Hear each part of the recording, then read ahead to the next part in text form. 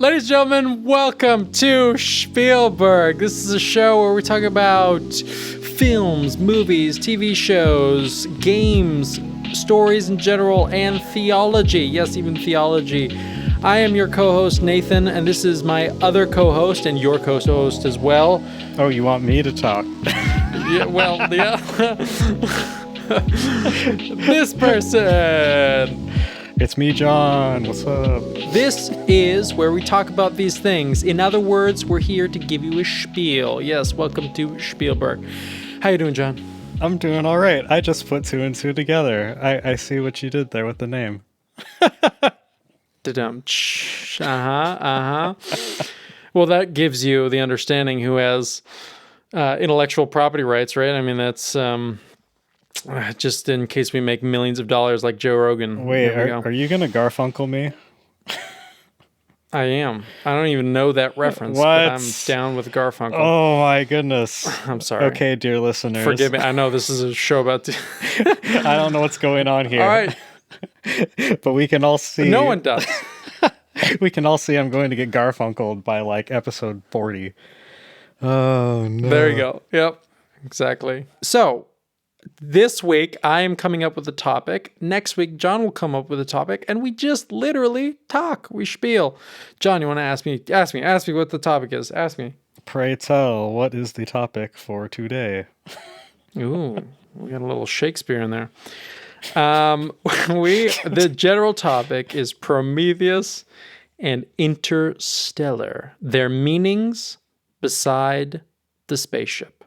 Let's talk about it. What did you think about... why don't we start with Prometheus? What did you think about Prometheus? As a whole, I enjoy the film. I've always had a soft spot for the Alien franchise, even though it's been kind of up and down over the years, to put it lightly. The movie has a good tone to it. Good action, fun, all that. And what I think it does exceptionally well at is really draw you in to maybe not the story so much, but the world, the characters, all that. I agree. Yeah, I agree. We're going to get into this a little bit later with the whole classic modern, postmodern themes or themes of conflict and narrative. But generally speaking, what do you feel like is some key details that you really resonated with Prometheus? Aside from, because aesthetics is a big part of the sci-fi kind of industry. What did you resonate with Prometheus? Story-wise. Story-wise. Man, I'm not sure that I resonated with the story. I enjoy the film, but I'm not sure that the story really stands out to me. There are certainly moments in the story, I think, which I guess isn't so much the story, but the deeper question that it's kind of asking. I don't know how much you want to go into the narrative. Why don't we? Yeah, let's go into it. What did you feel like? What was the main message that they were trying to convey? Well, to me, it was more of a question. And I'm not entirely sure that there was a clear answer. But right in the beginning, the idea of what is it that you believe? And that really comes to the forefront, within the first 5 minutes of the movie? Because we have... I guess it should be obvious, but there's going to be spoilers for the entirety of Prometheus and Interstellar throughout this entire talk. I mean, if you haven't watched it by now, then you're like a failure. Why are you even listening to Spielberg right now? Well, let's be fair. I haven't seen a lot of movies. Exactly. That's why we are the most qualified. So you're calling me a failure then, huh? Wait, yes. Well, I mean, come on. That was supposed to be the subtitle of our show, right? The story. So, by the way, you guys don't know this, but it was supposed to be Saint Spielberg starring two idiots. And, I can take up the two part of that role, but, we'll include John because he hasn't seen the majority of films. At least the majority of the, culturally popular ones? Yeah, because we don't associate with culture. We have too much culture. Way too much. But gotta level it, Yeah, so in Prometheus, right off the bat, there's this idea of our two protagonists, technically, are looking at the cave paintings, and they see a glimpse into the potential past of mankind and feel drawn to figure out what the answer to that is. Right. They reveal later in the movie that all of the ancient, or not all of the ancient civilizations, but most of them all kind of pull from this same idea that the worship of these beings in this specific location. And then slightly after that short intro, they cut into the dreams of one of the characters, and she's having a whole conversation with her father about what happened to her mother after she died. She just dead. No longer existence. And then dad gives this terrible theological trope that is one of the worst. I mean, that was a terrible theological massacre, his little spiel there. Yes, but in that, it brings up kind of the heart of the movie, and that is, what exactly is it that you believe? Mm-hmm. And, I mean, our protagonist, what is her name? Oh my gosh, that was so funny because I didn't even know. Like halfway through the film, I was like, oh wait, I don't even know her. The moment they say it in the movie, you know who they're talking about. And then the moment you leave, you go, wait, who? I wrote a beat sheet and I just called her Girl, or main character / girl. The actress is, what is it? Naomi, something or other. Yeah, I liked her. I thought she did a good job. Swedish or something, but right? the point is, she actually literally quotes what her father says in this dream a little bit further on in the movie. But you asked me what resonated with this movie. Would you resonate? Yeah. To me, one of the best scenes is when our protagonist has just gone through all kinds of stuff, is then told that the engineers that she thought were dead, that there's one actually alive, that she actually has the chance to ask the questions to the origin of humanity, which she's been searching for quite some time. And meanwhile, the ship captain wants to leave. He wants to just head out there and just leave all of this. And so she has this really great conversation with him, where the camera really gets close and intimate. The ambiance kind of settles down a little bit, and she explains to him all that's been happening and how she actually now has the opportunity to find what she's come all this way for. And he basically says that he doesn't care. And so then this is the best part. She asks him, then what is it that you care about? Which is a different way of phrasing it ultimately, but what is it that you believe? What is the core desire of your heart? What is it that you want out of life and existence? And then his answer is a little bit vague, but the meaning behind it is that he prioritizes home and family. That's his whole reason for living, and that's why he wants to leave, because to stay jeopardizes not only his own life, but also potentially the lives of the people back home. Yes. And what eventually happens to that ship captain? Oh, he ends up sacrificing his life in order to prevent the alien ship from taking off and heading home. This is more of an aside. The two secondary characters, the ship captain's co-pilot people, they seem pretty on board with sacrificing their lives. Easy, no problem. Let's just do it. I would have liked if there was a little bit of pushback from at least one of them. But they seem really on board, yeah, we don't care, let's do it. It's okay. To be fair, he's Wong, right? I don't remember. Isn't he from Wong from the Avengers or something? Avengers? One of the Doctor Strange guys. Yeah. You think that I've seen Marvel movies? We're too intellectual. But anyway, those two characters just really are not established super well in terms of their motivations or drives or anything. So it's not entirely lame that they are on board. It kind of felt weird to me. Okay, yeah, I get that. Anyway. Why don't we get into conflict now? Well, before that, how about you? Was there anything that resonated with you about the story? What I resonate... Okay, so this is what I first of all, thank you for asking. Appreciate that. I I'll be honest. So the whole reason why Spielberg was created was because we started on this conversation.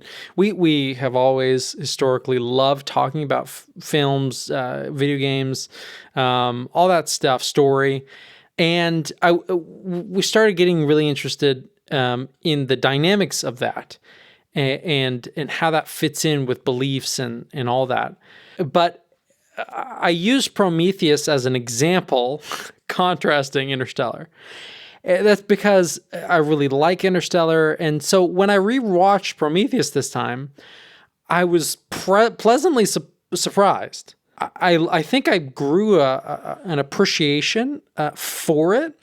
And then watched Interstellar. When I watched Interstellar again, and we'll get to this, I found out that actually some of the ideology behind things are incredibly similar. And I feel, and we'll get into this, but I feel like the biggest thing, but the difference between them is real cost and real sacrifice is the main difference to their conflict. And we'll get into that. But what I really liked about Prometheus is I think the characters are really good. They're very interesting. You really start to like root for I don't remember her name. Girl, main character. Protagonist lady. Protagonist lead. Yep, that's exactly what she's called. I like how we said they establish characters really well, and we don't even know her name. But I really enjoyed that. That was her character was really great. David, I know him. I think they spent a lot of time with David, and he's a little bit of the antagonist, aside from the aliens. But very interesting dynamics between what I liked was the questions they raised about existence, of origin, and the perseverance of man. That last scene where main character and David are kind of talking about David's like, hey, why does it matter that you're looking for the origin of humanity? Why does it matter? It doesn't matter. It doesn't matter. And when David talks to his creator, the dad figure, when he is dying, I think I wrote it down, but it said the sponsor of the expedition comes along with the crew, unbeknownst to us. But he later meets the alien that's been in kind of cryo sleep or whatever. And he says this, which is really interesting. His last remarks is, "There's nothing." That's what the expedition, the dad who's dying says. "There's nothing." And David responds, "I know." And that really sums up for me what it's about. It's kind of like this dire search for meaning, but this lament that we know that there isn't any meaning. And so I thought that they really gave that heartthrob decently well. And that's really what resonated with me, is the whole idea of like, okay, if we create AI, or if that were true, how do we interact with that? And I thought it was a really interesting commentary on how we would react to that if that were the case, that our origin is not a higher cause, This may be kind of an aside, but I found it very fascinating that I'm not sure we can entirely trust all of David's, everything that he says. Because there are a lot of scenes where he continually repeats the idea that he has no desires, he is not programmed to do such, and yet they first establish him with, when he's taking care of the ship while they're traveling out to their location, he initially has sort of a light brown hair, and in the process of watching, I believe it was Lawrence of Arabia, he actually dyes his hair blonde, like the main character, and begins quoting lines from the movie as he's wandering around the ship. So it's clear that even if he's not programmed to have desires, if that's the case, he's certainly doing things of his own volition. And not just because he's programmed or asked to. I think he totally. But he finds an affinity towards, in this case, the main character of Lawrence of Arabia. Assuming that that's the movie that was on the screen. I thought that was, but no, I didn't actually look it up. Is, yeah. And so, yeah, with that in mind, you then take a look at his entire role in the film and you start to have to ask a lot more questions. How often is he acting on the requests of Wayland, the, what do you call That's that? The, yes, expedition you guy, had put a term there, sponsor. the expedition sponsor. Hmm. Is he acting on Wayland's behalf or is he acting on his own? And if he is acting on his own, that goes back to the other question that the whole movie seems to be kind of based on, and that is, what is it that you believe? And I'm not entirely sure that that question is fully answered with him, though, like you had No. said, towards the end of the movie, it kind of wraps up with him asking why continue the struggle? Like, what's the point? I would agree with you. Because also, it's very interesting how David is at one time, acting through Wayland. We think, when they have that hologram, thing in the beginning of the movie where Wayland's saying, "I'm dead now," which is not really, and he goes and he says aside about the expedition, but also aside of David, where he says, David, he wishes to be my son, but he doesn't have a soul. And we cut to him, and David's kind of like, emotionless, but like, yeah, there's something there, right? And I think that's what they're highlighting with David, is he has these volitional cues of himself, but they don't come from a higher place than that. Doesn't come from a spiritual place, which is where, the soul, I think, what they're inferring about the soul is that it's caused by our origin, and that our origin is higher than just something created in-house, meaning in universe. I think that the movie very peripherally kind of touches on that ideology. What do you think about that? I'm not really sure that it touches on it so much that, Infers, maybe? well, not even infers. It's the very nature of the idea that if man came from aliens, then that's all there is to it.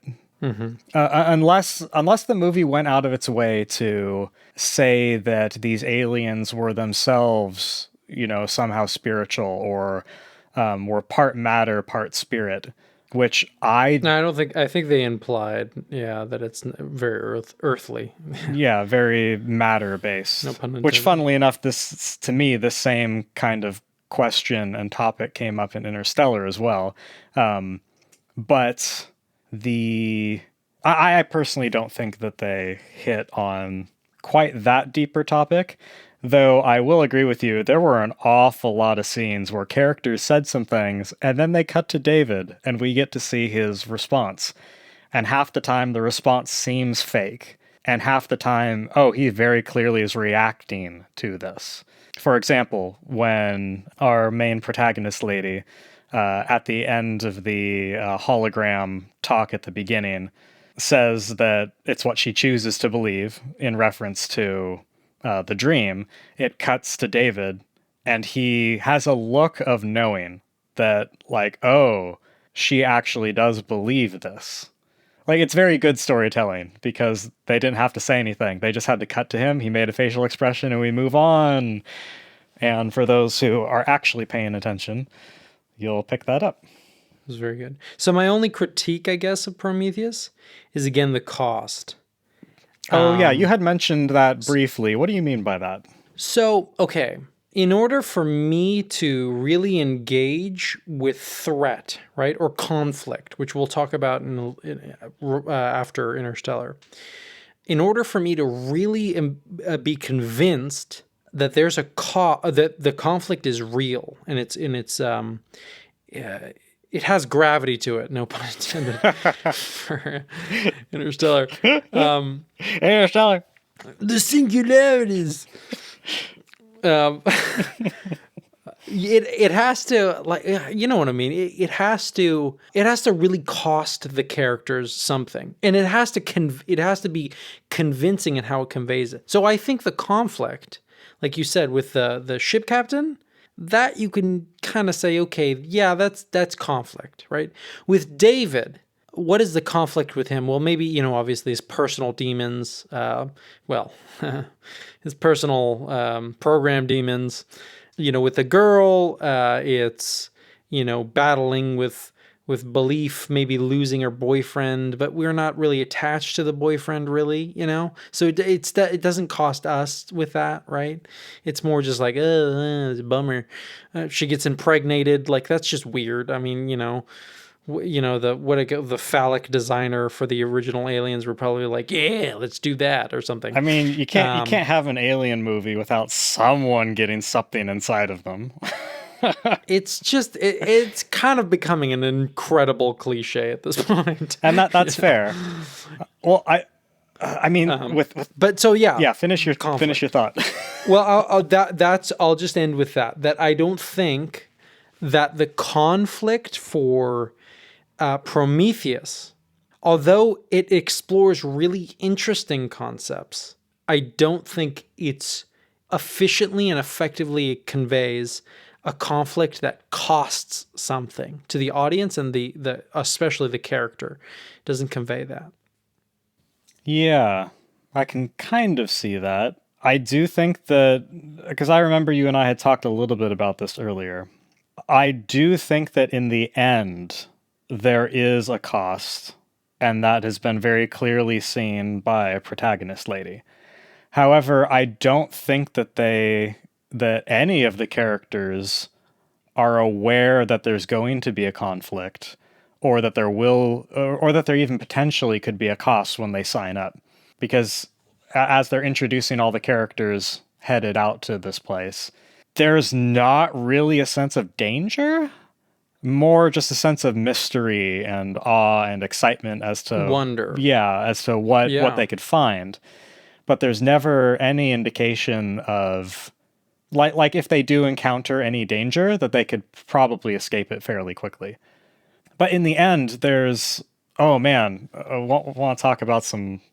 I don't know if this is too on the nose. I think it is a little bit too on the nose when it comes to directing and filmmaking. But there's a scene when basically everyone's dead at this point. David is in pieces. Their ship that they came over on has hit the alien ship. The captain and his crew have sacrificed their lives. All the other members of the party. Yeah. Does a terrible job of an American accent and slams the ship into the wall. Honestly, though, I don't care if his accent's bad. I just love to see him on camera. Really? I thought I was a little distracted. Well, I don't know. Maybe I just love that stubble and mustache of his. Good rugged look. It's like, yeah. I loved in equivalence to that. What her name is? Charlize Theron or whatever. I think she should have done better push-ups. That's what the main brunt of my. I think it would have been more convincing if she did real push-ups instead of whatever that was. Those were I have just come out of stasis. They said how many years they were in stasis. I don't remember though. I forgot. Yeah, but like, why do push-ups if you're just like basically bending your elbows a little bit on the ground? I mean, you could see from her expression and how she talks to David that she very clearly wants to be in control. And the fact that she is weak, is in a state of weakness coming out of this hypersleep, that she's doing everything she can to regain control of her own body and her own mind and her own. Okay. Like, all right. Again, this movie did a really good job characterizing most of the characters except for Rock guy, the redhead. Oh yeah. I kind of wish they would. I love rocks. I wish they had characterized him more. Like, again, we talked a little bit about this earlier. Just you're on a planet very, very far away from Earth. You've encountered a structure that is man-made, and you're not at all interested in how it was built, what kind of rocks it was. Are these rocks you'd find on Earth? Is this similar geological formations? Like, I don't know if you really. No, he's not concerned about that. Like the door opens up into the big. I don't even know what kind of a chamber it was supposed to be. It looked like a temple. That, or are you Oh, talking about that kind of yeah, yeah. temple-ish And kind so of? there's that giant stone face, and no comment from him on, like, oh, what kind of rock did they No. use to carve this? And like, No, no, he doesn't care. There's aliens. I mean, to be honest, that's how I would react. I don't care anymore. There's what the heck is that? I mean, I I, understand. I think I would probably be more like the other guy, the guy with the glasses. I don't remember what he was there for. Oh The, yeah. the guy, he's What just a was bit too friendly, trying to make friends with everyone. And then even in the end, when he's being attacked by Snake thing, he's just like nervously happy. I think I really resonate with that. Shoot, we got so far off what I was going to Oh say. yeah, very far. What Yeah. was I talking about? Cost. We were talking about Yes. cost Oh and how yeah, yeah, you said, yeah. well, there is an ultimate cost. Well, so what is it? Let's get down on the meat and bones. What do you think is the ultimate Well, cost? but before I Um, get there, there's that really good scene that ties up her understanding, I guess, and her faith in what she believes. That they do it very symbolically, where again, everyone's dead, yeah. and Are you talking about when she picks up the cross? cross. Yeah, she has the cross. She wears a necklace. Oh no, because she gets that back from David a bit later. Well, everyone's Which, dead though. but David's alive. He's just in pieces. She hasn't gone to see him yet. Anyway, that is actually a really interesting scene, by the way, when he forcibly Yeah. removes the cross from her. That was a pretty, Very, very interesting. yeah, pretty good scene Yeah. there. But anyway, there's a scene where she is lying. She has just crawled out from the rubble of the crashed alien vessel, and she kind of collapses. And we see it cuts to the sky with the sun bursting through the clouds, and the clouds are rolling. And then it cuts back to her, and in the same shot, we can see her weeping over the loss of her fiance. Or was that her husband? Boyfriend? I actually don't know. Well, I thought he was wearing a ring on his he's still finger. the main character to me. Is he? Anyway, I don't even remember. We don't like him. Moving on. he's not as well characterized as others. That may have been intentional because they were going to kill him off. I don't know. Anyway, she is lying there weeping. She, at this point, to me at least, she realizes that there has been a cost. Everyone is dead. They did not come to find or they did not find what they came for, and their way home has been completely destroyed, at least as far as she knows. And while all of this is happening, you see in the reflection of her visor is the sun bursting through the clouds. So everything has been taken from her, including her faith, symbolically through the removal of the cross on her necklace. And at this point, she has nothing left, and she cries out to her boyfriend, fiance, husband, saying, "I'm sorry, I'm sorry, I'm so sorry," as we see the clouds opening up and the light shining on her.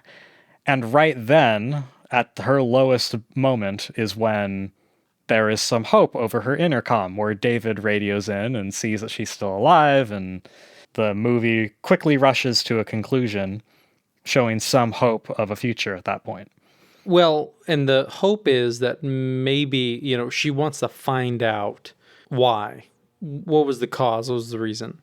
And David brings in, well, what does it matter? And then she says, well, it's because, you're not human. You don't understand that. I just think sure, I understand the cost, but that's so underwhelming.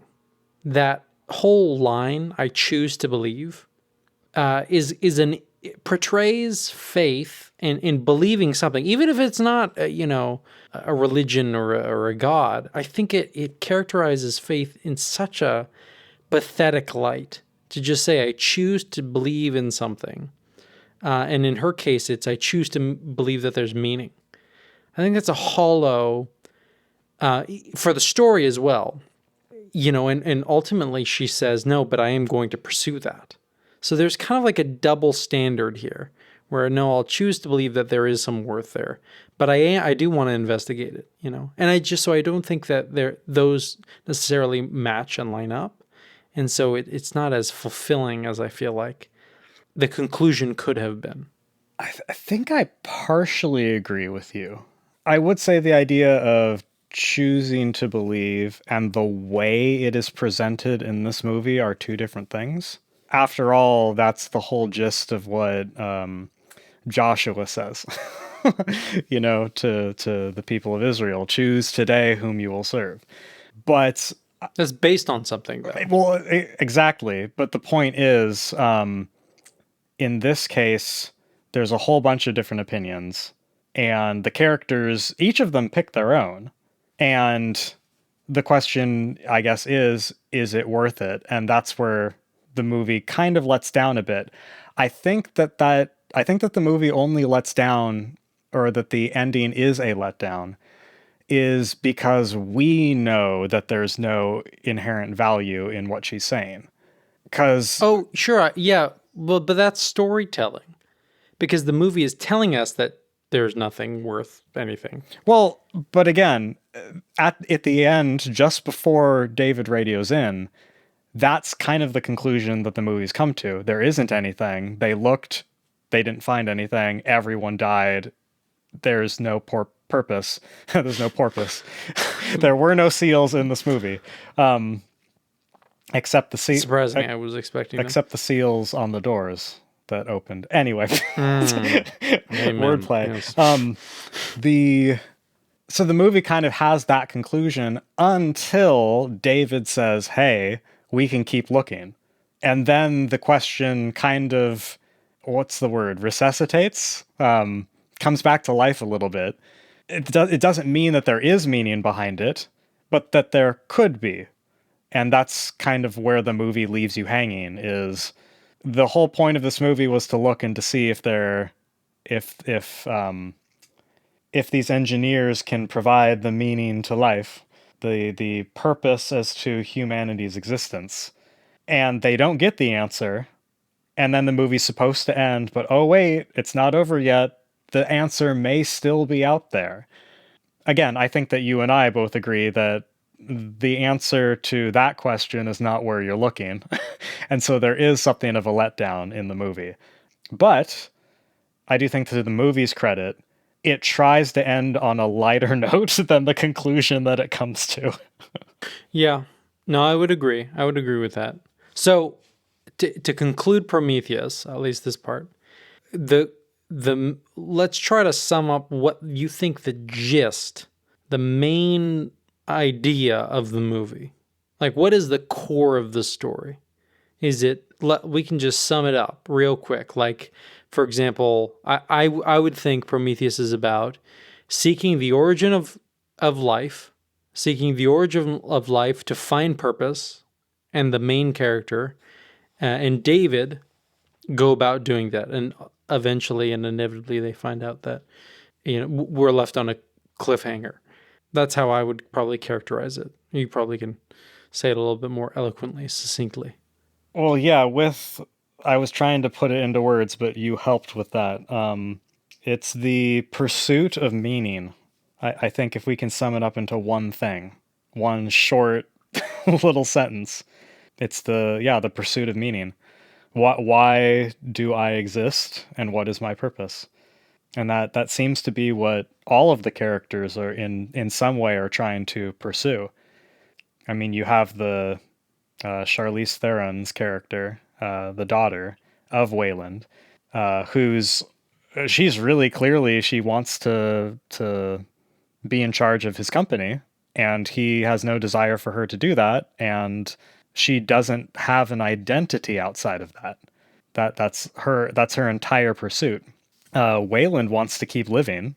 He wants to live forever. That's his whole purpose of going on with this expedition, is if these engineers made people, perhaps they can prolong people's lives indefinitely, because he wants to continue as the leader of Wayland and probably continue on to become more and more powerful in other ways.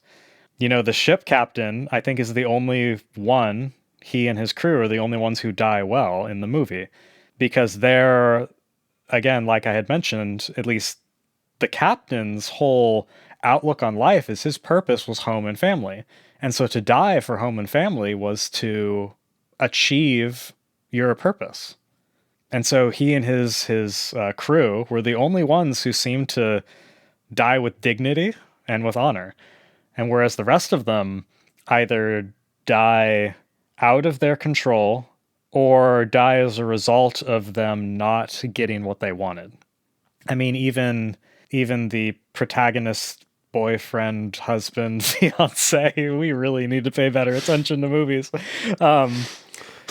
Even he is very, very... Her side piece. Yeah. He is very discouraged as a character and seems to give up hope when they find that all of the engineers are gone. At least if I remember that correctly. Yeah. Because his character very much takes a turn for the negative just before David infects him. Are you willing to go through anything to do yada yada yada? I don't know his line. Anything. Let me dip my finger. He dipped his finger for a long time in that drink. I know we're supposed to be drunk, but I would be like, "What are you doing, man?" Well, that's the challenge of subtlety in acting. It's, hey, act. He did a very good job, though. Oh, throughout most. I mean, it's what's his face? It's Fassbender, right? Michael Fassbender. Fassbender, yes. Michael. You Yep, said? Michael Fassbender. Fassbender. Yeah, solid actor. Great job. Really good. Yes, very good. So to sum it up, we'll say that Prometheus is about the pursuit of meaning. Yeah, I think based on our conversation and what we saw in the film, I think that that's a good summary, at least to the heart of the story. Perfect. So now I'm showing my bias already, but for my personal favorite, Interstellar. Well, I'm glad someone liked it. I knew this was going to happen. I'm sorry. It is a good movie. I just don't I know what's like going to happen. For the next half an hour, you're going to crap on the Christopher Nolan. Science is bad. So this is my second time seeing this movie. First of all, I do not want this to be too much of a complaint, but it just is. I remember, maybe this is a improper memory, but I remember other people talking about this. The movie goes back and forth between using anamorphic lenses and spherical lenses. It goes back and forth between using a 2.39:1 aspect ratio and a 16:9 aspect ratio. I watched this on Apple TV, and the entire movie was 2.39:1. There were no aspect ratio changes. And so I believe that I, in a way, was robbed of some of the really big scene transitions of going from, the fun times on Earth with family to the adventure in the unknown in outer space. There is a huge shift in tone when it changes aspect ratios, and I did not get that in this version. So I am a bit upset at that, because after all, I believe Apple has advertised their company, or not their company, but some of their products as emphasizing artist's intent and stuff like that. And this is either a complete disregard for artist's intent on Apple's case, or it's a complete disregard for artist intent on Paramount's case, who are the license holders to the movie. For all I know, they're the ones who distributed it like this. It may not be Apple's fault. It may be Paramount's fault. I'm frustrated when I see this, in the same way that I'm frustrated when movies have dynamic range compression on their audio by default. I can totally understand some people want that on. Some people are watching the movie at night. Some people want to watch it at a low volume. Sure. Great. Have that as an option. But I know Netflix rolled it out recently. I can't find this anywhere in any news articles or anywhere in writing, but all of the recent movies I've seen on Netflix had dynamic range compression on, no way to turn it off. it doesn't ruin the movie, but man, when the big loud scenes are quieter than the quiet scenes, it's frustrating to me. Sorry, I guess the rant on the technicals is over. It's a terrible movie. It's all Apple's fault. The end. Moving on. What's the meaning? It's bad. It's bad. All of it. So to get my complaints out of the way, again, Interstellar is a good movie. It is very well made and it is very well acted. And I'm not sure I'm a huge fan of the pacing, but that may not be the pacing's fault. The big thing that throws me off in the movie, yes, some of the science is a bit loose, but it's not so much the science as the attitude of our protagonist towards science, or I don't know what you call, I guess, the spiritual. Because the movie starts with his daughter talking about the ghost, and he's really clear that, like, let's not jump to conclusions that it's ghosts. Like, let's do our science and do it properly. And then he talks science, science, science, science, science, science. And every time someone else brings up the idea of love or something that there's more to life than just the raw data, he defends science. But then the moment that science comes into play and someone says, no, it's impossible, the data doesn't allow for it, he just goes, screw the data, we're people, we can do it, we'll find a way. And he throws science out the window the moment that... Are you talking about in the Tesseract thing or whatever? No, well before that. When they're trying to dock with the space station after it goes out of control, the AI literally tells him it is impossible. The data says no, it cannot be done. Now, either the AI was wrong, which the movie seems to indicate that yes, he was wrong because they are able to dock with the station. But again, it's like, okay, here is the sign. I don't know if that complaint is... It is a gradual change, because we do have in the end, what does he do? He sacrifices himself to have the Princess Diaries ship off to Edmund's planet. So there's a gradual, originally his goal is to go back to Murph, right? Get back to his family. But I think there's a gradual change in him. I don't know if it's that hard of a change. Well, if that is the case, then yeah, it's not that hard of a change. It's not super well developed, I guess, or communicated, I think is a better word. Because in the end, yes, when he is going through the Tesseract, he's shouting out, oh yes, it's love that's binding us together across dimensions. And I'm like, why are you jumping to that conclusion? Why does it have to be that? You just mentioned that there's 5-dimensional beings that see time. I'm sure humans. Like they can experience time like simultaneously and all that. But it somehow has to be love that ties you to your own family. That's the only way that they were able to put two into. I don't know. That was a little difficult. All right, hold on. Well, we're going to the criticism immediately. But I want to get the criticism out of the way so we can talk about what was good. Okay. I'd rather start in the night and end in the day, as it were. It seemed to me whenever science is brought up, they're very loose with it, and at the same time, it's what we hold to. And then every time that anything outside of science and the scientific method is brought up, it's also weirdly loosely presented. And sometimes when it's defended, it's loosely defended. When it is criticized, it's loosely criticized. That was what got to me. That by the end of the movie, by the time that Matt Damon caused the ship to go haywire, at that point I kind of checked out of the movie, and I'm like, there's too many things here that are bugging me. Again, good movie, good storytelling, good characterization, good cinematography, good color. Oh man, I can praise the colorists, whoever worked on this. My goodness. It had a vintage tone to it without seeming outdated. Like, oh man, very good. Great sound design, fantastic scenes. Yeah, like, sound was really good. Like, to me, one of the biggest scenes with the music was when they abruptly cut the music off when the radio transmission cuts off when they're hearing about from their families for the first time after decades. And it's like, it's so incredibly effective. Fantastic storytelling. Oh my goodness. Zimmer knows what he's doing there.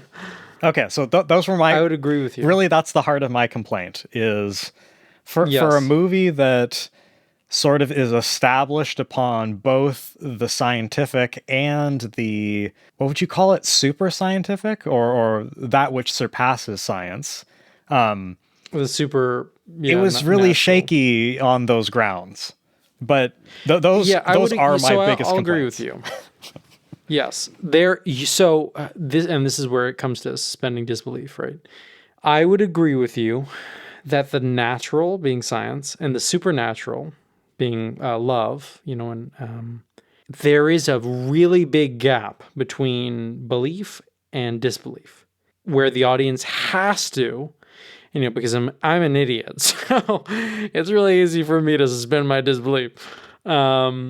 At least when it comes to narrative, when it comes to movies. But it was easier for me to suspend the belief because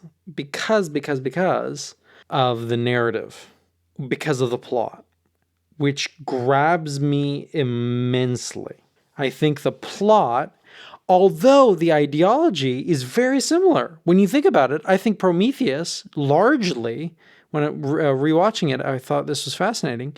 Prometheus is largely about kind of creating your own worth, seeking out for yourself, right? Yes, of course, finding purpose, right? And everyone has their individual viewpoints behind it, as you've already said, through each individual character.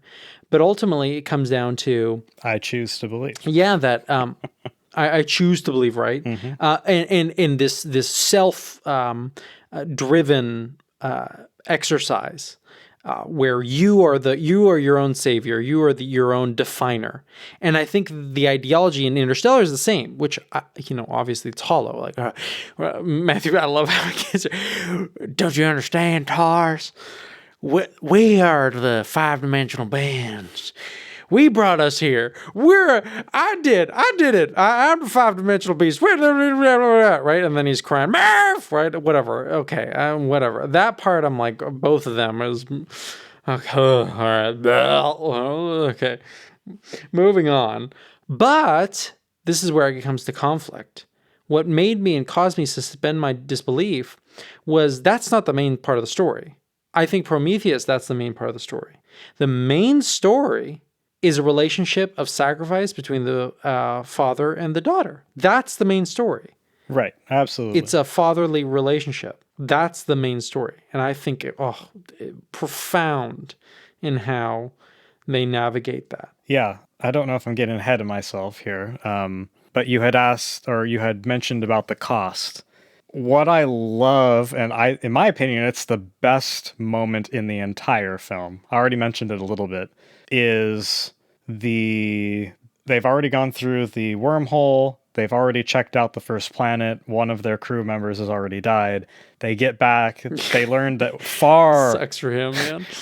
They learned that far more time has been taken than it should have, that they've been decades. Yeah. And then they immediately say, well, what about the radio feeds from Earth? What information did we get?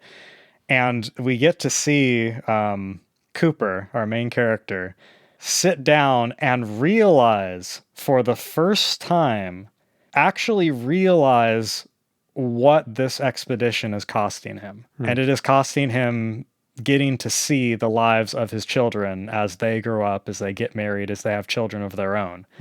In addition to also seeing how his daughter is still estranged and refuses to communicate with him even after decades.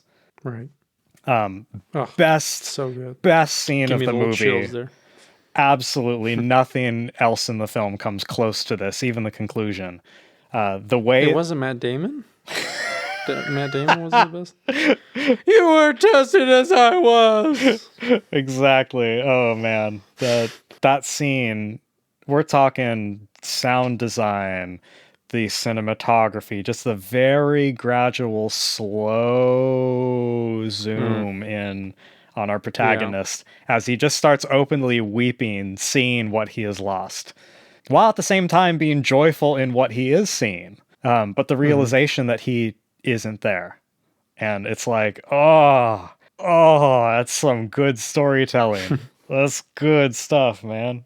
So this is all great, and Interstellar is kind of going quicker. I think because Prometheus is very dense in Yes. its, the way you can go. But would you agree? My summation that the main point of the story, the taking out all the dross, right? All the pseudoscience, the ice clouds, which, what?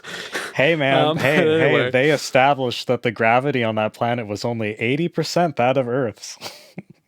yes. So if you So frozen do the clouds can float. math, yeah,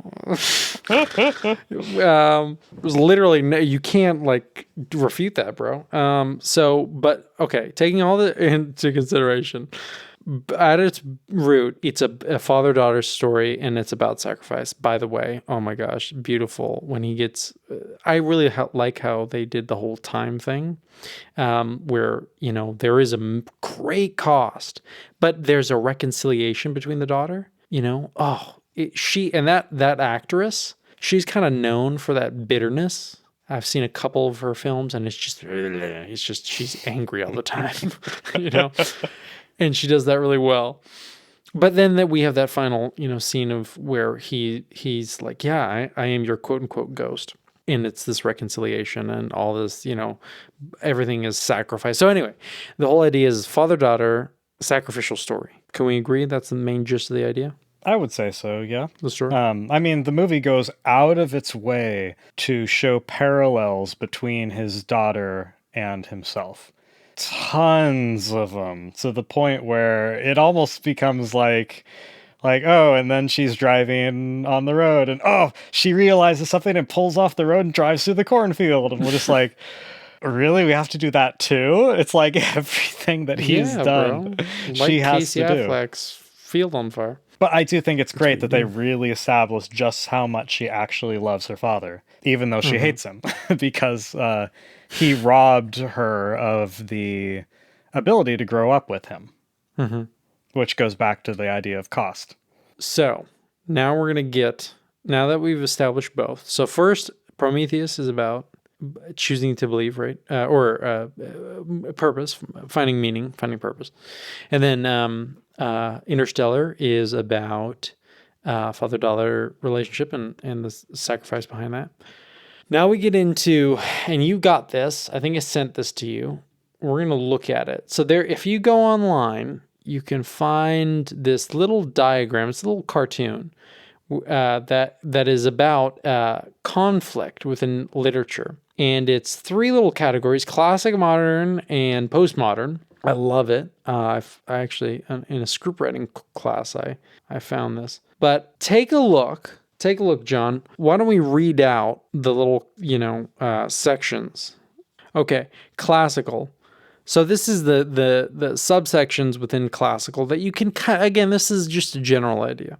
Classical: man versus nature, man versus man, and man versus God. So that's classical conflict in literature. That's the basic idea, Some examples like man versus nature, pretty much every disaster movie ever. Right.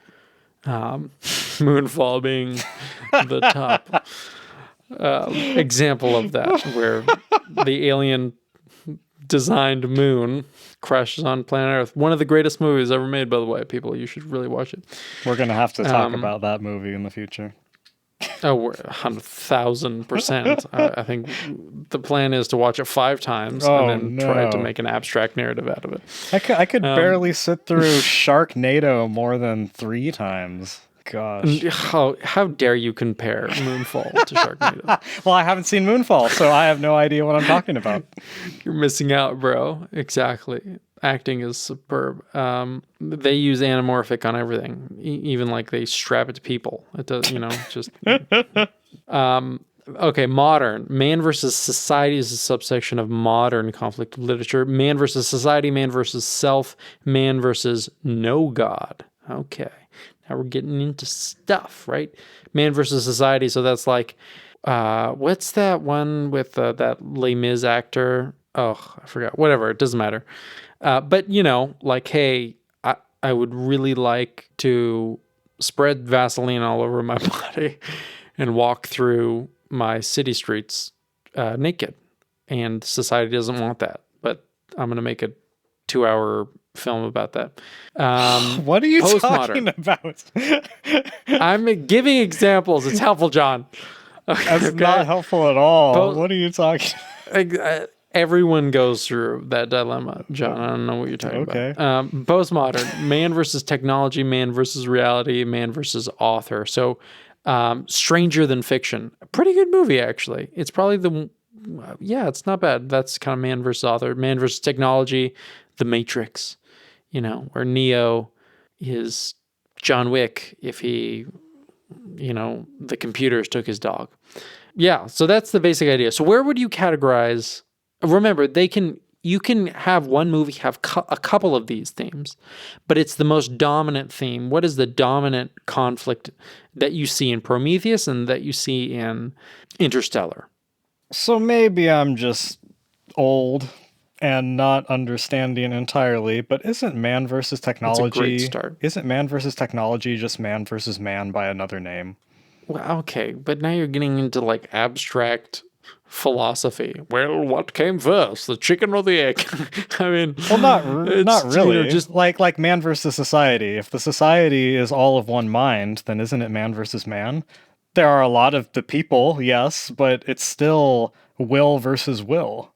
Sure, on a philosophical level, you're right. But when it comes to basic boilerplate conflict, this is just a good way to categorize what this cartoon person and also other people, you can look it up online, how they categorize the era where people usually write this kind of material, that kind of material, where man versus God is a more classical idea, like the Iliad and stuff like that.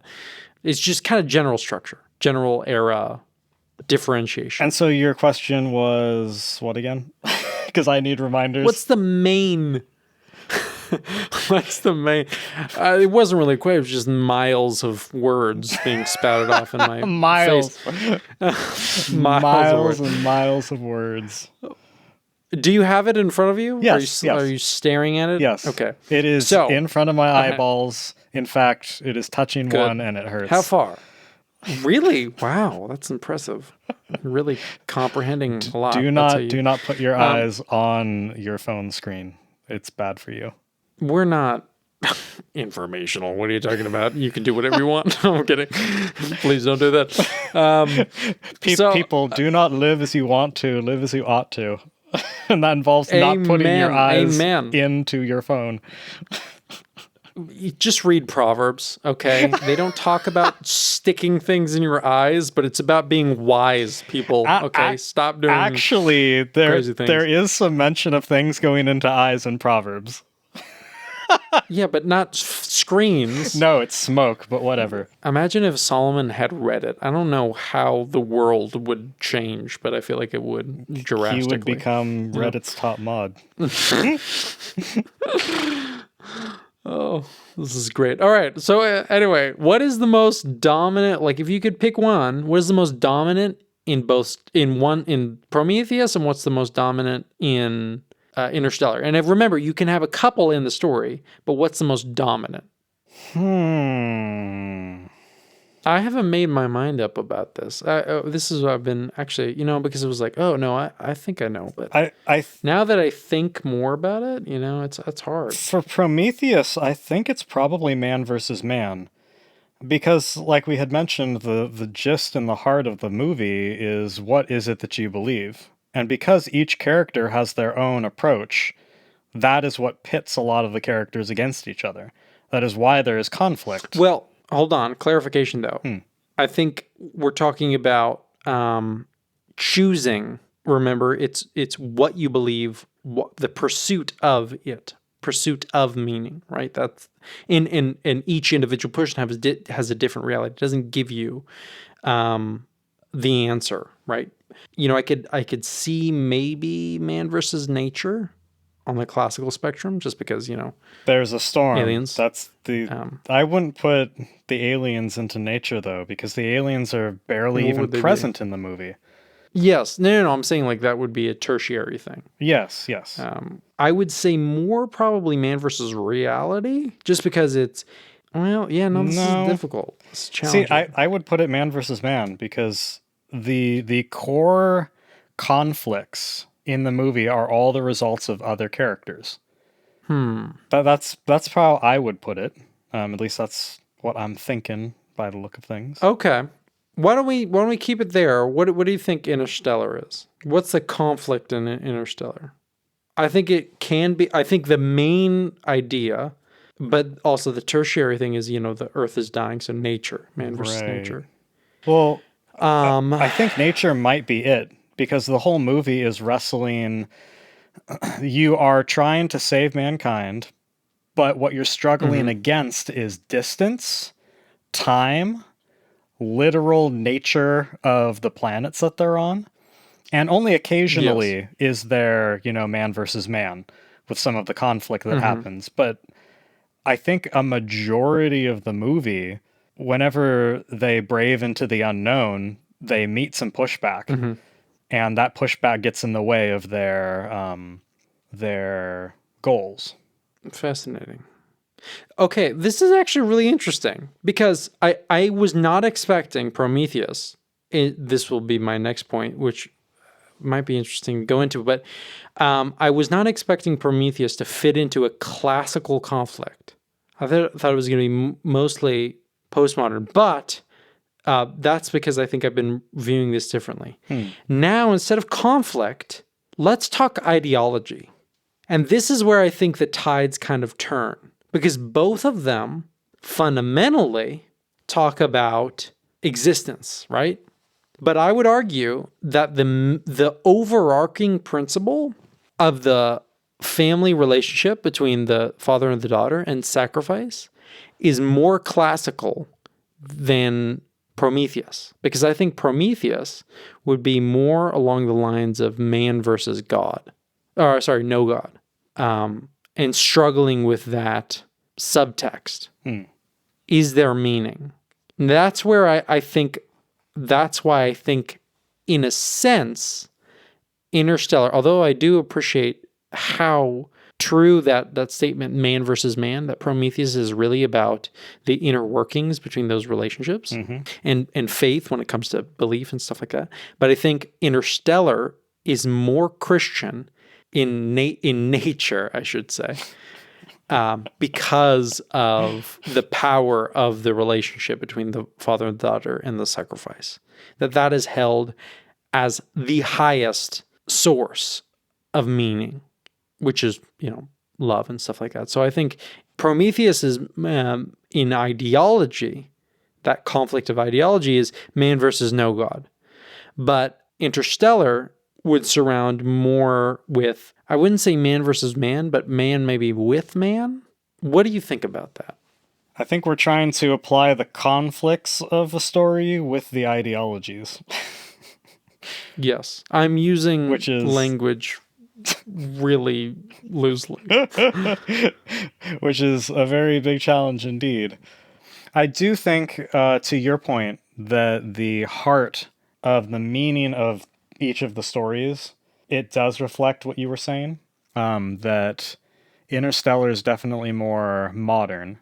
It has that traditional, person enters on a quest, his faith is tried, he holds to it, and in the end, it turns out to be legitimate and true. Right. The core values of family and faith are held, even if their use of faith is pretty dang loose in this movie. I do think that that idea is there, versus Prometheus being very, very postmodern, where the idea is far more Is there any meaning? There seems to be. Let's go find out. Hmm. It doesn't look like there's any meaning in the end, but there might be. But we can still choose our own meaning in for the time being. It acts kind of like a window. Really, I feel like that's really similar. I think it's a really good reflection on what our real society feels, Yeah. I mean, you can see both. which is useful. Sure, sure. Oh, yeah, of course. Which one, now this moves into application, which one can provide, even if you have to twist how you understand, how you take in Prometheus? For example, like you can say that meaning doesn't give a full meaning, right? Here's an alternative, right? There is meaning. But which one is the most redemptive? What can we draw from that would be, no, I'll rephrase. In each movie, which redemptive end can we seek and can we view through these two films, through Prometheus and Interstellar? What redemptive ends and what application can we pull from these movies? Is that your definition of redemptive end? Is application? Both, yes. Words, language. Well, I do think that it's kind of hard to put into words Interstellars, at least to me. But I do think that the conclusion that you will always come to in Prometheus's case is regardless of the answer that you find, you're going to keep asking the question. And because of that, you will never truly come to the answer that you're looking for. At least as I see your question and as I see this movie. Interstellar is interesting because the characters do change throughout, and they do change their belief a little bit. But in the end, the classical idea, again, like I said, family and faith, just kind of holds true. Which, again, it's a lot harder for me to put into words Interstellar, at least the way that you're describing it. No, I think that was good.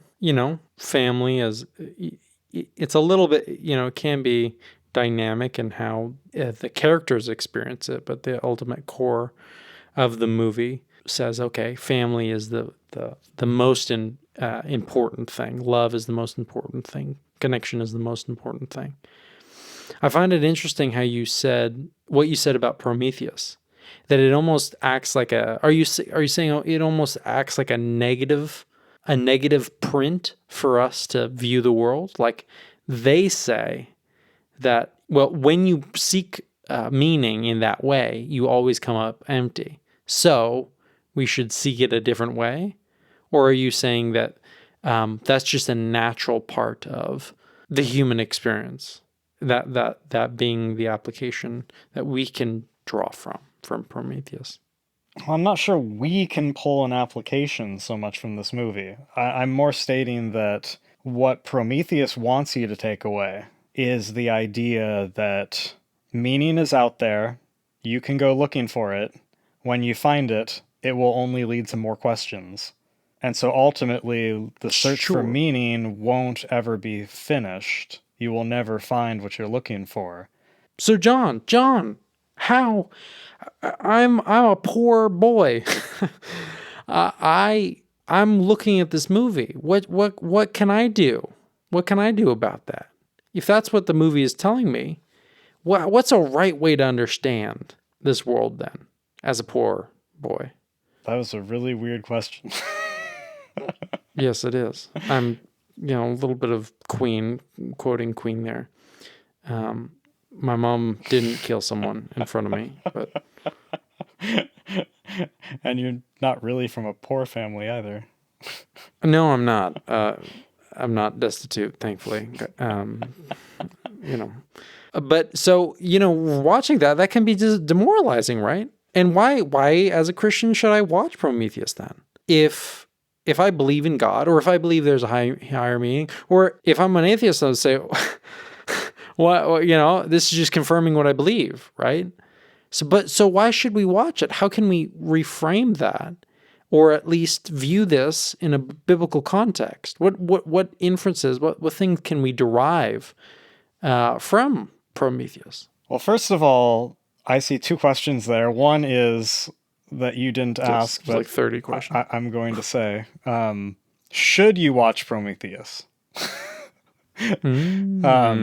Dun dun dun. I mean, that depends on who you are, in my opinion.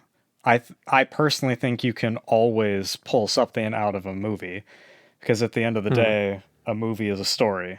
And all stories in some way pull from the story that God has been telling since the beginning.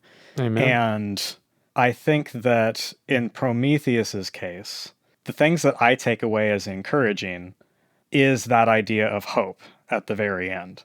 That even when she, our protagonist lady, was at rock bottom, her fiance, boyfriend, husband thing was dead. She not only can't bear children, but has borne a alien abomination that she forcefully aborted.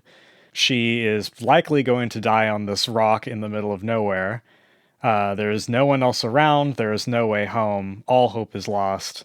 And then, at her lowest point, the clouds break, the sun shines, and she is given some hope towards the future. That's what I would take away from the movie, personally. That's not the message that the movie has. I guarantee you it's not what the writers or directors or producers believe. At least I'd be surprised if they did. But just the idea that God is always present and that he does not abandon his people. He is faithful even though we are not faithful. And honestly, that's what I would take away from the movie if I had to put a name on it, I guess. I like that. It's good. Well, I would totally agree with your original statement, prefacing that as well. All stories are, in a sense, if anyone would love a great essay by a very famous author on fairy stories by J.R.R. Tolkien, is an amazing essay. And he talks about how all stories have to draw from primary reality, primary truth. We can't make a story exterior to this world because we can't fathom something exterior to time, matter, and space, right? So you have to ground it in something. And all stories therefore flow out of that. Well, who is the creator of time, matter, and space, right? Well, depending on who you believe. But what I believe and what John believes is that there is a creator. There's something exterior to those things to manifest those things. And so therefore, all things are created and flow through that. And when we create stories, there is always, even when it's distorted, there's always an inclination to truth. And that's what I really appreciated about Prometheus as well, is that whole serene aspect. But the biggest part for me was when she picked up that cross from David, how he took it. That was really cool symbolism. Very good filmmaking. In my opinion, that subtlety. Oh, subtlety is great, right? Isn't that? Absolutely. I love when it's done right. Yeah. It's chef's kiss. Because we're not stupid. We're not stupid. I may be stupid. We're two idiots here. But, so two idiots, right? But that subtlety, we can pick up on that. And that's what I really resonated with Prometheus, is that there's this reclamation of well, hold on, yeah, this wasn't the answer I was looking for, but hold on. There is one answer, right? And what I think is interesting is really Scott, used most likely that cross as a symbol of, general faith, since we're in this Christianized Western world. But what that cross really does represent, if we view that in primary reality, primary truth, not secondary truth, which is storytelling, in primary reality, that cross resembles something huge, right? And that action is super symbolic in picking up the creator who does ground our origin. But it's hard. And even in the film and even the creation of the film, it's hard to see that a lot of times because we doubt, we're feeble human beings in that sense. So yeah, I really like what you said. And that was, just to expand on that a little bit more. How about in Interstellar? What are I'm not going to repeat my original question because it was completely incoherent. Say whatever, the same thing, blah, blah, blah, for Interstellar. I'm going to have to think about this. Again, I'll go first for this one. I was gonna say when I have a hard time suspending disbelief, it can make deeper things in the movie a bit harder to pull out. That's a good point. You're right. Now I would say the same thing for a lot of the movies. We should probably that would be a good episode idea. Suspension of disbelief, how that works. Oof, some good ideas. Anyway, I'll go first, and then you think about your answer. Ladies and gentlemen, you think I a lot of times I think that I'm the thinker, but I realize, John actually like pauses before he talks, which means like, oh, he's thinking. No, I'm just saying. I'm just Interstellar. Because I'm an idiot, can't suspend disbelief, and I really think the family unit, the idea of this father who is sacrificing everything, but what's really interesting is the daughter. The daughter doesn't see that. There's this constant like, no, I'm doubting. Well, he left us. Of course he left us. He wanted to, make babies with, what's her face from Princess Diaries. Anne Hathaway. Also, I wasn't a big fan of her acting. I'll be honest. I thought she did a subpar job compared to, I don't know. Do you agree with that? I feel like, I don't know, there's hiccups there. Well, her character was mostly just a scientist, right? Yeah, but I mean, she had some depth, I guess. Maybe she's in love with Dr. Man or whatever. Well, like, I don't know. Again, she's a scientist, and this is like her first true... I don't think they said this. They probably should have. But this seemed like her first true expedition.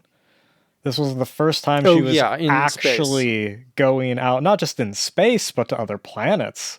And yes, so half the time for half the movie, she's just kind of quiet and shaky and doing the best she can to hold it together. And I mean, I thought her acting was fine. Personally, when you have a actor or actress as big of a name as her in your movie, I have a hard time suspending disbelief. I have a hard time seeing that person as the character and not just as the person.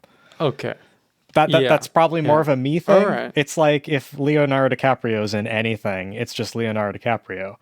I don't see a different character. And this is when we go back to That's a good point. Our old adage of how good Gary Oldman is, and he just truly becomes a different character. My goodness, he's one of the greatest actors that I know of. Because every time he's in a movie, I usually don't even recognize that it's him until the credits roll, and I go, "That was Gary Oldman?" Because he can change his mannerisms, his accent, everything, and then you throw some good makeup, Russian. Prosthetic. Pretty bad Russian, though. Russian, huh? Remember Air Force, or what was it? The one with what's his name? Han Solo. Air Force One? Air Force One? Yeah, he's the Russian guy. It's been too long since I've seen that. Anyway. Yeah. So, like, in Anne Hathaway's case, I can just see Anne Hathaway. And so... I agree. That's a casting issue, though. It might be. Because you can get someone, Well, is it a casting issue or is it an acting issue fundamentally? Well, because McConaughey was McConaughey. Yes. I would, Absolutely. He was, and that was perfect. It was they wrote him well, but I don't know if Hathaway was Hathaway, if you know what I'm saying, Maybe Charlize Theron, they should have gotten there. Just angry push-ups all the way to Dr. Man. I mean, both movies have people in cryosleep, so why not? Well, but one was like bath water or whatever. But anyway, okay. Bath water. Ziploc, sponsored by Ziploc. Yes. That was so weird when they get Matt Damon out of his stasis thing and he like pulls a ripcord. It's like, is this now permanently damaged? Can you not use this anymore? That seems like bad design. Duct tape, man. All right.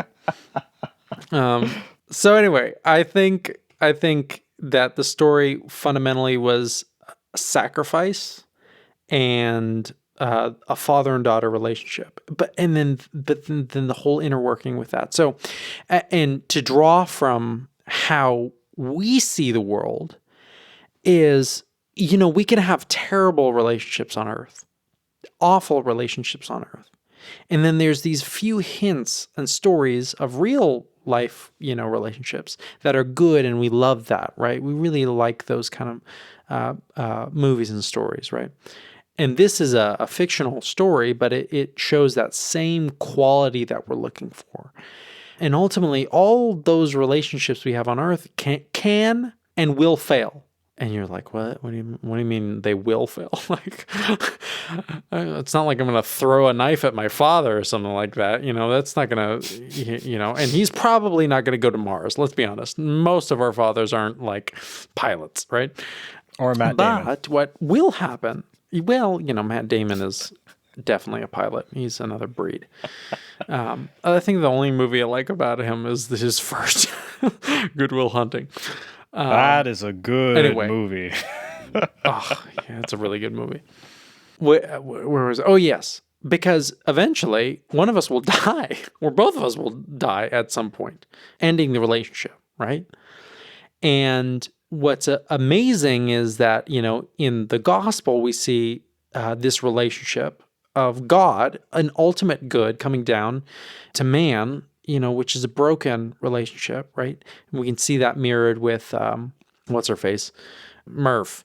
And, Murph is doubting and she's bitter and all that stuff. And that's kind of like us, right? We're embittered in relationships, especially when it doesn't work out as we're supposed to be, right? But God comes down in this grand narrative of Scripture and sacrifices himself. And only at the end do we understand that, he sacrifices himself for our benefit, and so that we can maintain a relationship. And so I think that in that respect, that's the what we should probably name this, coin a terminology. I feel like this is going to be a big concept that we talk about. I got to think about that. I'll coin it, but that's the thing. All right, your turn. I'm going to coin a phrase so we have something to say at the end of these things. So I have to say I'm a really big encouragement guy. I love stories where characters give hope. It's definitely one of my favorite. That's kind of what I mentioned in Prometheus. And so my takeaway from Interstellar, as frustrating as it was, Cooper's character never stops going forward. He doesn't always go forward in the right direction. He doesn't always make the right choices. But even when things quite literally are told to him they are impossible, he goes forward regardless of the odds, because forward is the only way that he can go to rescue those who he loves. And so, honestly, I love that sense of perseverance. And I would also say I love seeing, in Murph's case, she starts off the film completely idolizing her dad, then sort of has a falling out with him. But all the while, she doesn't want to have that falling out. She wants him back. And in the end, the faith in her father that he's actually going to come back, that he's going to do what he set out to do, that faith in her father comes back, especially when she realizes that he was the ghost in her room all along. And yeah, to me, that's always my favorite thing in films, is that turning point. That moment when the character is at the end, or so it seems, they have nowhere to go but up, and they reach somewhere. Maybe it's to their own strength, maybe it's the strength of others, maybe it's faith in a power greater than themselves. Whatever the case is, that they reach for it, they grasp hold of it, and they continue onward. And that's why, one of the best speeches in film history, at least to me, is the one by Samwise at the end of Two Towers. Oh my goodness. That is the most encouraging, message of perseverance and hope ever. Even though it ends in kind of a question. The question is that, isn't there something good in this world to fight for? I mean, the answer is kind of yes and kind of no. But that's not the point. The point was the encouragement of the scene. The encouragement of, Frodo saying, Sam, I can't go on anymore. What's the point? And then Sam doing what Sam does best, encouraging, and the two get the strength to keep going onwards. Yeah, it's the good stuff, man. But yeah, to Interstellar's point, or not point, but to my point about Interstellar, is that sense of hope. That sense of like, well, there's no real good reason to continue, but that's why we're here, is to continue. To go onward towards that brighter future, whatever that may look like. And maybe the characters won't reach that. Maybe they will fail in the end. Because at least in the characters' case, they don't know what's coming next. But at least they went forward. What's that? There's that old quote. Yeah. Shoot. Is that from Theodore Roosevelt? But something like that it's better to be one of the, not gladiators, but one of those who fights in the arena, though it may be towards a certain death. That is better to be one of those than to be one of the onlookers who knows neither victory nor defeat. I should probably look up that quote. But anyway. It's a good paraphrase. It's the best way to live, but at the same time, it's the scariest. And so to see characters in films living that and getting to that point where they're not going to make it, but they keep going anyway. And in the case of Interstellar, they do make it, and there is a positive ending.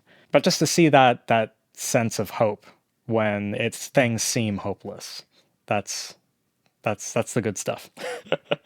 Well, there you have it. That is our this is the term we'll come up with. The application between stories and our real life. That's how we'll say it. There's more words that probably could be fit in there to make it more coherent, but that's okay. John, is there any closing sentiments you'd like to leave us with? Yeah, movies are fun. Movies are fun. They are fun. Amen. All right, ladies and gentlemen, this was Spielberg. We hope you liked our spiels, and tune back next time. John, your co-host, will come up with the next topic. Tune back next time, and God bless.